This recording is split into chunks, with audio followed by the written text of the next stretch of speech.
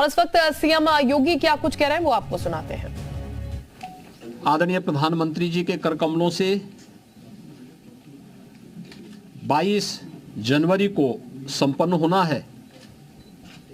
स्वाभाविक रूप से संपूर्ण अयोध्या धाम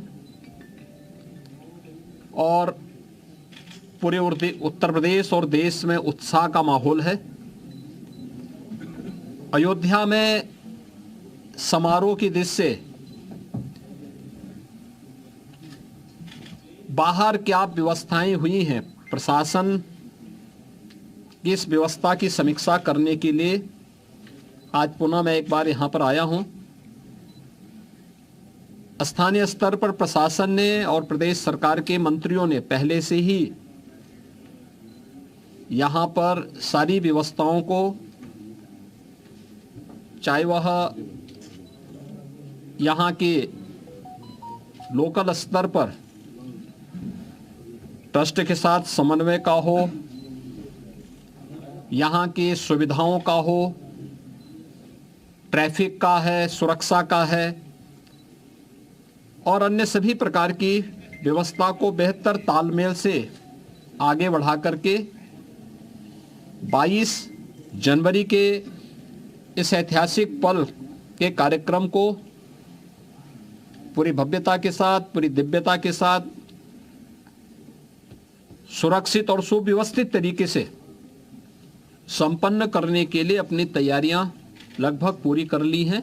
अंतिम चरणों में सारी कार्रवाई उनकी चल रही है और युद्ध स्तर पर इसे हम समयबद्ध तरीके से आगे बढ़ा देंगे। 22 के बाद भी श्री राम जन्मभूमि तीर्थ क्षेत्र न्यास के द्वारा प्रभु श्री रामलला के दर्शन करने के लिए जो भी कार्य योजना तैयार होगी, इसके अनुसार यहां पर स्थानीय स्तर पर राज्य सरकार पूरा सहयोग करके आने वाले श्रद्धालुओं को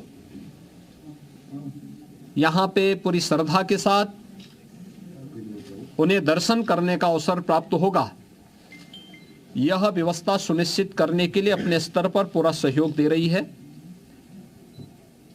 इसके लिए टेंट सिटी भी लगाई गई हैं, धर्मशालाओं को भी तैयार किया गया है, होटल्स भी यहां बने हुए हैं। लखनऊ, वाराणसी, प्रयागराज, गोरखपुर या अन्य शहरों से यहां के आने के लिए एक बेहतर ग्रीन कॉरिडोर की व्यवस्था भी दी गई है, जिससे कहीं भी किसी को कोई दिक्कत न हो। सुरक्षा की पुख्ता व्यवस्था की जा रही है, किसी भी स्तर पर किसी भी श्रद्धालु को दिक्कत न हो, इसके पूरे प्रयास किए जा रहे हैं।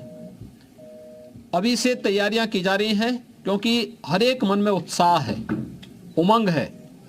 5 सदी के बाद ये अवसर आया है, तो स्वाभाविक रूप से हर श्रद्धालु इस बात को चाहता है कि मैं भी रामलला का दर्शन करूं। मेरी अपील होगी सभी जनता जनार्दन से कि जो भावनाएं उनके मन में है वही हमारे मन में भी है, और इसलिए हम लोग बेहतर तालमेल और समन्वय से अगर दर्शन करने के लिए आएंगे तो दर्शन भी हो पाएगा और किसी प्रकार का कोई कष्ट किसी भी श्रद्धालु को और किसी भी आने वाले यात्री को अयोध्या धाम में नहीं होगी। पैदल लोग न चले। हम लोग देख रहे हैं बहुत सारी जगह से लोग पैदल चले आ रहे हैं, वे पैदल न करें। भीषण शीतलहरी चल रही है। अपने बिना बताए कार्यक्रम के अनुसार भी न चले।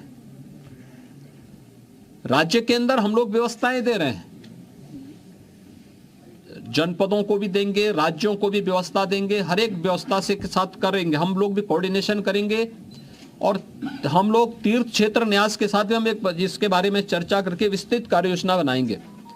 लेकिन अगर हर व्यक्ति अपने तरीके से आएगा तो कहीं अव्यवस्था किसी स्थिति न पैदा हो, ये हमें देखना होगा। और हर व्यक्ति इस बारे में अपना जैसे अब तक सहयोग करते रहे हैं तो उस सहयोग को अगर आगे भी जारी रखेंगे तो हमें भी बहुत सुविधा होगी और हर एक श्रद्धालु को, आने वाले श्रद्धालु को भी प्रभु श्री रामलला के 500 वर्षों के बाद, कई शताब्दियों के बाद दर्शन करके आनंद की अनुभूति होगी, अंतःकरण से उन्हें आनंद की अनुभूति होगी। इसके लिए भी बेहतर कोऑर्डिनेशन की दिशा में प्रयास प्रारंभ किए गए हैं। मैं पूरे विश्वास के साथ कह सकता हूं कि जैसे कार्यक्रम अब तक सभी सकुशल संपन्न हुए हैं, 22 जनवरी का कार्यक्रम भी एक ऐतिहासिक कार्यक्रम है। भारत के विश्वास और लोक आस्था की पुनर्प्रतिष्ठा का, भारत के गौरव की पुनर्प्रतिष्ठा का कार्यक्रम है। इस कार्यक्रम को हम लोग जनता जनार्दन और सभी आम जनमानस के सहयोग से, पूज्य संतों के आशीर्वाद से, रामलला की कृपा से सकुशल संपन्न करने में सफल होंगे। आप सब भी यहाँ पर इस भीषण शीतलहरी में हैं। मैं आप सबको भी हृदय से धन्यवाद देता हूँ कि अयोध्या की पल पल की घटनाओं को, पल पल की खबरों को आप देश तक पहुँचा रहे हैं और इस अपील को भी पहुँचाएंगे कि बिना प्रोग्राम के और बिना किसी उसके अगर लोग थोड़ा सा धैर्य रख करके अपनी बारी का इंतजार करने के साथ यहाँ के लिए कार्यक्रम के अनुसार आएंगे तो किसी को भी असुविधा नहीं होगी। इस प्रकार की व्यवस्थाएं यहाँ पर की जा रही हैं। और तो सीएम योगी आदित्यनाथ को आप सुन रहे थे, जो कि समीक्षा बैठक करने के बाद यहाँ पर मीडिया से मुखातिब हो रहे थे, अपनी बात रख रहे थे। बहरहाल वक्त एक छोटे से